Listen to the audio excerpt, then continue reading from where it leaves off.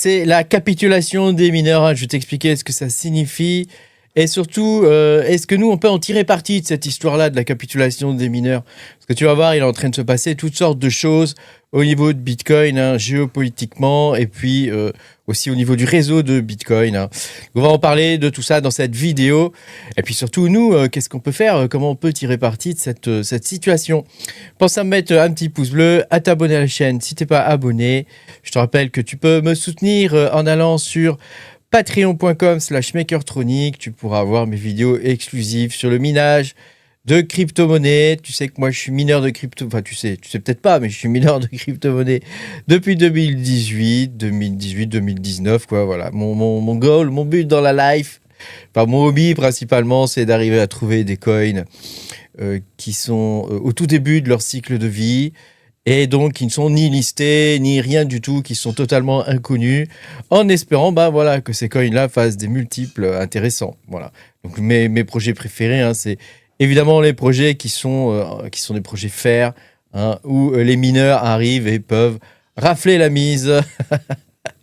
Voilà, donc ça c'est cool. Et puis, je te rappelle que moi je ne suis pas conseiller financier, donc si tu as besoin d'un conseil financier, trouve quelqu'un qui peut t'en donner un, qui est assermenté ou je sais pas quoi, en conseil financier. Alors on va pouvoir commencer cette vidéo. Hein. Donc actuellement, il y a un problème au niveau des mineurs de Bitcoin, tu vas voir. Il est en train de se passer quelque chose. Il y a une bascule, on est en train d'atteindre un point pivot qui est en train de se faire, principalement à cause de l'intelligence artificielle. Hein. L'intelligence artificielle, après avoir défoncé nos gains sur les cryptos, elle vient défoncer le minage de Bitcoin. Tu vas voir que là, tout n'est pas rose, malheureusement. Mais nous, on pourrait en tirer parti. Hein. Donc, regarde, ça, c'est la courbe du Bitcoin, donc en noir, ici. Hein. Donc, c'est le prix du Bitcoin, hein, depuis mars 2023 jusqu'à novembre 2025. Donc, comme tu peux voir, le prix, il a un léger plus bas ici, mais rien de foufou. Hein. Je veux dire, c'est déjà arrivé avant. Et ici, ça, c'est le hash rate. Hein, c'est le hash rate. Donc, c'est la moyenne du hash rate sur 30 jours. Donc, c'est lissé sur 30 jours. Et donc, la moyenne du hash rate, tu vois qu'elle est quasiment en constante augmentation. Sauf que, voilà, depuis la mi-novembre, on observe une baisse forte du hash rate au niveau de Bitcoin. Donc, comme c'est une moyenne sur 30 jours, ça veut dire que ça fait un petit peu plus longtemps que ça, en vrai, que le hash rate de Bitcoin a baissé. Alors ça, c'est le prix. Je t'explique maintenant pourquoi ça baisse. Hein. Ça, c'est le prix du Bitcoin par pétahash, hein, seconde. Donc, tu sais, nous, hein, les mineurs, on calcule en fonction du nombre de hash. Le hash, c'est une petite opération mathématique, hein, qui permet de calculer voilà, une somme de contrôle, on va dire. Hein. Donc, tu vois, voilà, c'est donc, du coup, les machines, elles calculent en millions, centaines de millions, tu vois, de hash secondes. Et pour le coup, puisque ce sont des machines spécialisées, hein, c'est des ASIC, et pour le coup, tu peux voir que là, le prix, hein, il est quand même parti vachement à la baisse. Hein. Donc, quand tu as beaucoup de machines, ça commence à piquer. Hein, ça commence à piquer. Ça rapporte plus tant que ça. Voilà, ça, ce que je veux te montrer là, c'est la courbe superposée donc, du hash rate et la courbe du prix du Bitcoin. Donc là, cette fois, c'est pas comme tout à l'heure, comme je t'ai montré, la moyenne sur 30 jours. Cette fois, on voit directement, et je trouve que c'est plus clair.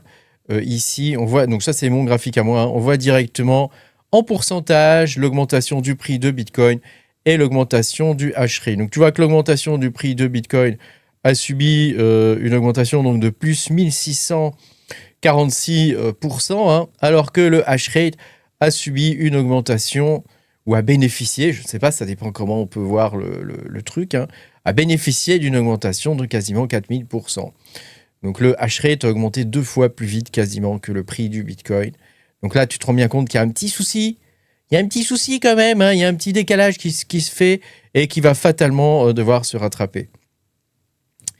Donc tu comprends que le hash rate, il y a des chances que ils se mettent à baisser, quoi. Hein. Ils se mettent à baisser. Alors c'est intéressant de voir le 30-day average, la moyenne sur 30 jours, parce que tu vois, le hash rate de Bitcoin, il est très... hein, il bouge beaucoup, quoi. hein, il bouge beaucoup. Donc là, tu vois, regarde au niveau du prix, il y a un truc qui est intéressant. Ici, attends, je vais essayer de te le montrer comme ça.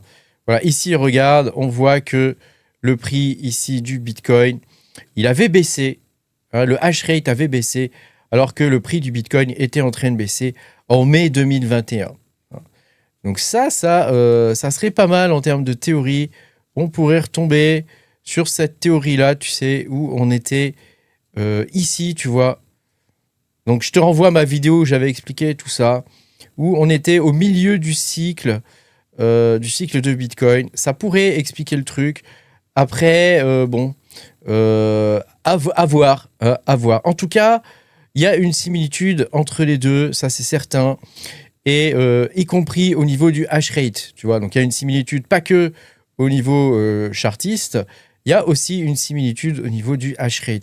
Par contre, les conditions derrière, les conditions économiques et tout ça ne sont pas les mêmes, hein. Les conditions macro ne sont pas les mêmes. Actuellement, il y a un pivot qui est en train de se faire sur la capitulation des mineurs. Donc là, on est sur une capitulation franche, hein, au niveau des mineurs. On a par exemple une ferme, donc ça je n'en avais parlé aussi dans une autre vidéo. Faut suivre mes vidéos tous les jours, hein, parce que à force ces choses s'accumulent, hein, tu vois, je peux pas toujours tout réexpliquer. Donc là, une énorme ferme de minage en Chine, hein, qui a coupé 400 000 mineurs de Bitcoin. Donc c'est énorme, hein, ça représente à peu près 8% du hash rate sur le réseau. Et probablement, ils ont commencé à couper un petit peu avant. Ce qui expliquerait d'ailleurs qu'au mois de novembre, et ça on va y revenir un petit peu plus tard dans la vidéo, hein, il y a des petits mineurs solo qui arrivent à looter des blocs, hein, qui arrivent à choper des blocs. Et ça, peut-être que c'est quelque chose qui va se démocratiser de plus en plus. Bon, à voir. En tout cas, on va en parler un petit peu plus tard, hein, parce que c'est une vraie opportunité, je pense, pour nous. Alors, tu vois, Bitcoin donc, subit une baisse de prix très importante, hein, et pour le coup, de l'ordre de 30%. Et pour le coup, il y a une baisse du hash rate, hein, qui est liée au fait que le minage, ça ne rapporte plus, hein. Donc, à un moment donné, les mineurs, quand le minage ne couvre plus les coûts pour miner, c'est-à-dire rentabilité des machines, l'énergie, hein, les locaux, la maintenance, le personnel, enfin, je veux dire, il y a beaucoup de choses, hein. Il n'y a pas que la rentabilité des machines qu'il y a à prendre en compte, hein. Moi, je le vois en tant que petit mineur dans mon garage. Voilà, il y a beaucoup de choses à faire tout autour. Et il y a beaucoup de matériel à acheter autour des machines, hein. Il y a les switches, les équipements réseau, le tuyau vers Internet, tu vois, ce genre de trucs, quoi. Donc là, tu vois qu'on est vraiment sur une capitulation des mineurs. Alors, c'est quelque chose qui était attendu, mais pas aussitôt, pas aussi vite, hein, pas aussi vite. Et j'ai l'impression que ce qui est en train de précipiter le fait que les mineurs de Bitcoin arrêtent de miner du Bitcoin, c'est encore une fois l'intelligence artificielle, hein, et les centres de données pour l'intelligence artificielle, hein. Donc après nous avoir défoncé notre bull run, parce qu'il faut quand même dire ce qui est, hein, c'est tous les capitaux sont partis dans l'IA au lieu d'aller un petit peu dans la crypto. On n'a rien vu du tout, hein. Tout est parti dans l'intelligence artificielle, en particulier dans les 7 magnifiques et surtout dans Nvidia, hein. Et donc pour le coup là, tu vois, ils s'attaquent maintenant au centre de données, hein. Parce que l'IA aussi, ils ont piqué les développeurs. Les développeurs qui étaient dans le monde de la crypto se cassent tous, hein. On est tous en train de se barrer dans l'intelligence artificielle, hein.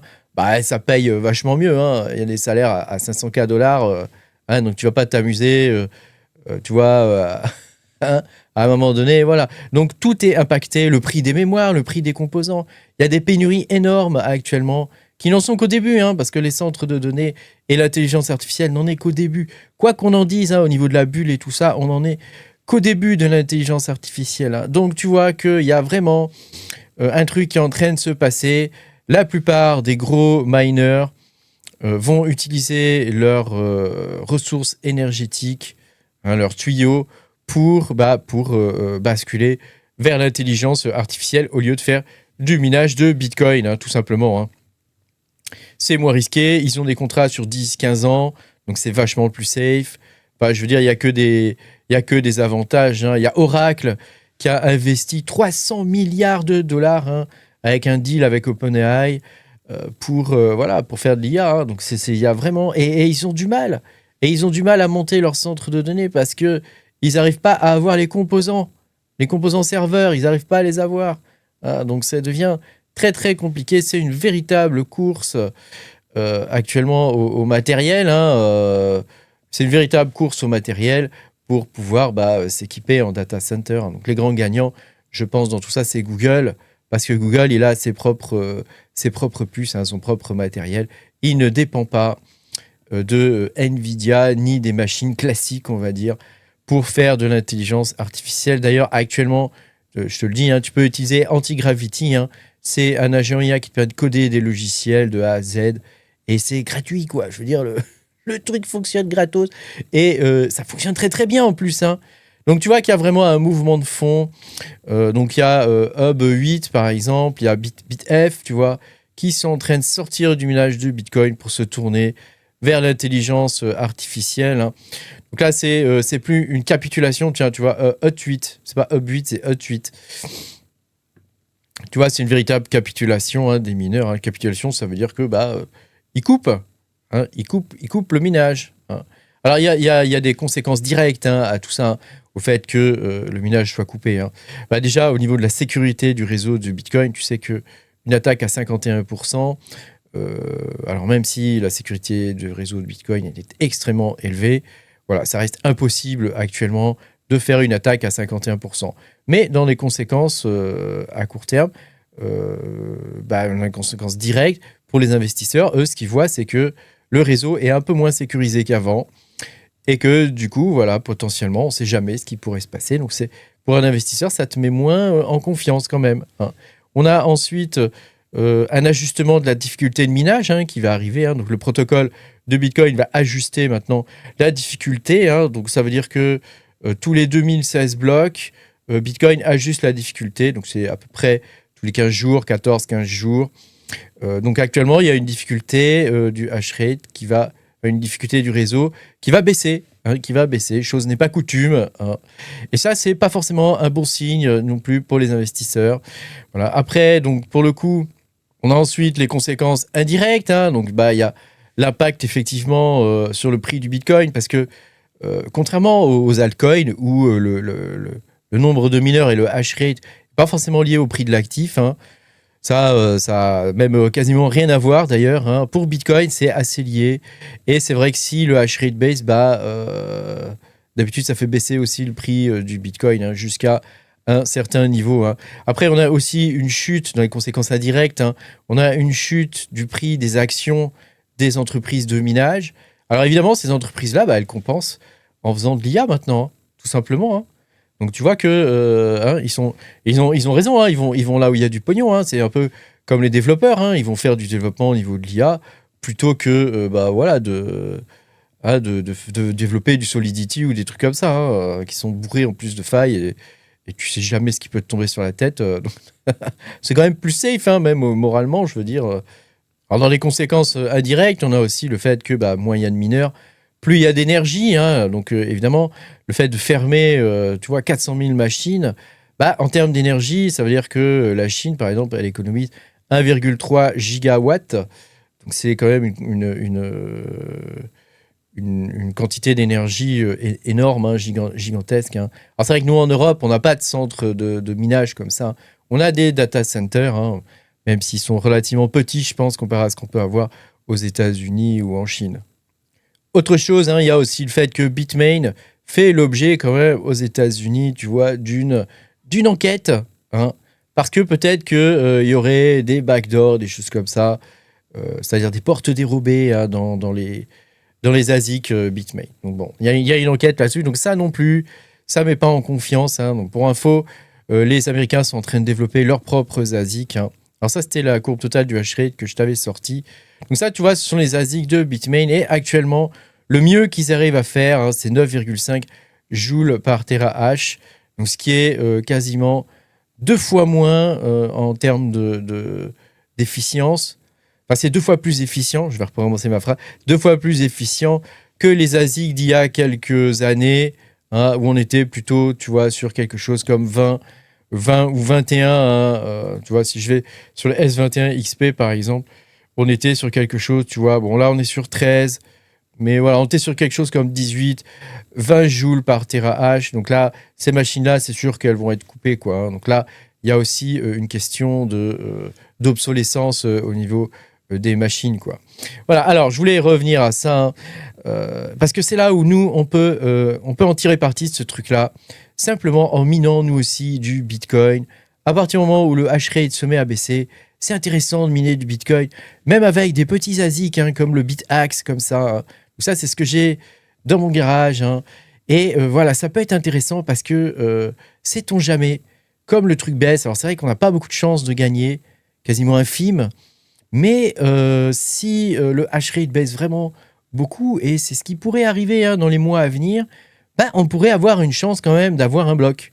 Hein, donc sait-on jamais, un bloc, tu chopes une fois, ça peut changer ta vie, quoi. Hein, parce que tu gagnes, tu vois, ça c'est un gars justement sur un Bitaxe qui a looté un bloc, bah voilà, tu gagnes 3 bitcoins, quoi, tu vois. 3,2 bitcoins, hein, donc ça c'est quelque chose qui peut véritablement changer ta vie. Hein, donc ça peut être intéressant voilà, d'avoir un petit mineur de Bitcoin chez soi qui tourne H24. Un ou deux petits mineurs. Hein. Moi, j'hésite beaucoup là à m'en racheter un. Et je pense que comme c'est mon anniversaire en janvier, bah, je m'achèterai ça pour mon anniversaire en janvier. Hein. Je lorgne sur. Il y en a, ils en font des gros maintenant avec 8 puces. Hein, donc ça consomme 150 watts. Et ça mine à 10 TH. Donc je me dis, voilà, pourquoi pas prendre un truc comme ça, quoi. Ça pourrait être intéressant. Je me dis qu'on a peut-être une carte à jouer, même si nos chances sont infimes. On peut quand même arriver à tirer parti de la baisse du hash rate et justement arriver, bah, peut-être avec du pot, à looter un bloc. Hein. Si Bitcoin monte aux millions de dollars, hein, ce qui est possible hein, dans l'absolu, hein, bah, si tu lootes 3 bitcoins, tu vois, ça te fait 3 millions. Donc potentiellement, ça peut être très intéressant. Voilà, après, et puis tout ça pour un coût quand même assez modique, hein, parce que si tu consommes 100 watts par jour, hein, c'est quelques centimes, hein, c'est vraiment pas grand-chose. Vu le gain que ça peut donner, ça peut, je pense, être intéressant. Merci beaucoup d'avoir regardé cette vidéo. Pense à mettre un petit pouce bleu, à t'abonner à la chaîne si t'es pas abonné. Et je te dis à bientôt pour de nouvelles aventures. Salut!